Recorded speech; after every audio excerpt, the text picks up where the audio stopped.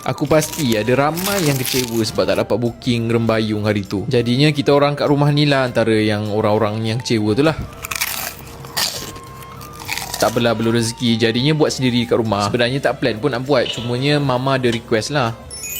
Adik, rembayung dah buka. Sedapnya cucu udang gambarnya. Teringin nak makan cucu udang dia tu. Try lah nak booking berapa kali tak dapat. Okey, cukup lah tu. 15 saat je payment mama. Jadinya kat rumah ni ada kacang almond. Jadi aku terfikir nak buat apa. Kita buat kuah kacang sekali lah, makan dengan cucu udang. Kuah kacang ni memang aku buat sendiri je. Kalau korang nak full recipe, boleh minta komen nak kat bawah. Okay? Untuk cucu dia pula senang saja. Korang perlukan bancuhan tepung gandum, tepung jagung dan tepung beras. Dengan yang paling penting korang kena ada air sparkling water lah. Air sparkling dapat water lagi, tak faham. Bahan-bahan dia aku cuma gunakan carrot, cai dengan garam saja. Untuk udang nanti kita letakkan atas sudik yang panas, tuang batter, letakkan udang, lepas tu gorengkan dalam minyak yang panas. Itu saja. InsyaAllah kalau korang gunakan bancuhan tepung ni, dia akan rangup sampai ke tengah malam.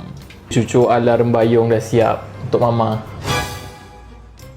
Ya ke ni macam rembayung ni? Tak macam rembayung pun.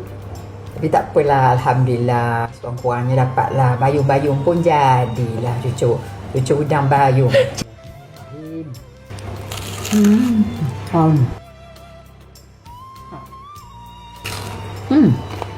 Selamat mencuba.